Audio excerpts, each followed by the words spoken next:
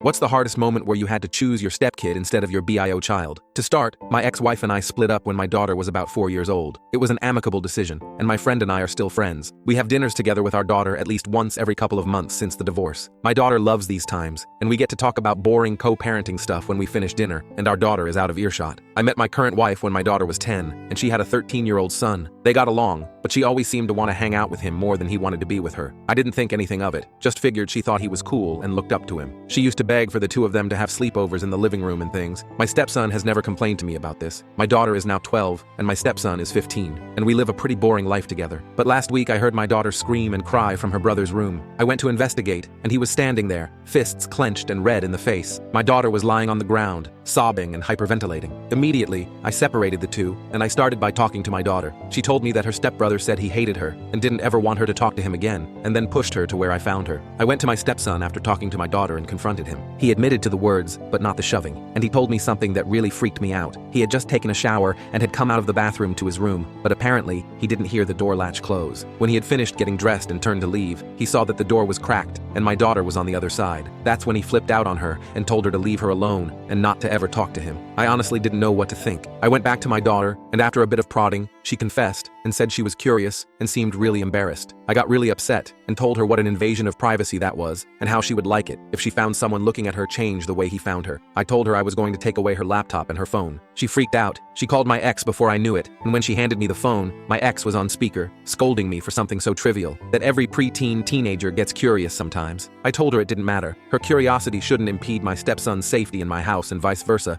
if it happened the other way around. My daughter started screaming that she wanted to live with her mom, and the next day, my ex came to pick her up. My daughter is refusing to answer my calls or come for visitation, which used to be a 50-50 split. My ex-wife says she's appalled by my clear favoritism towards my stepson, and I just want my daughter back. Aida, should I apologize? Update. My ex-wife, for a long time, was on my daughter's side. Eventually, she and I had a long discussion, and it was clear after that my daughter had twisted the story to seem more accidental. We both agreed that staying with my ex was the best for her until she agreed to seek therapy. 2 weeks ago, she finally relented and started her first session on Thursday. My wife and stepson all discussed the idea of her coming back for a visit once she's had the help she needs. We even installed a padlock on my stepson's door, his request, to make him feel safer. We plan on going back to our monthly dinners with my ex and daughter slowly, but hoping that therapy will help her. My stepson refused therapy and said he just doesn't trust her like he used to. I want to thank everyone for their advice and kind words, and I'd like to thank the mod team for dealing with my BS regarding this whole post. In a few weeks, if my daughter is comfortable, I may join to get a better perspective on what she's thinking.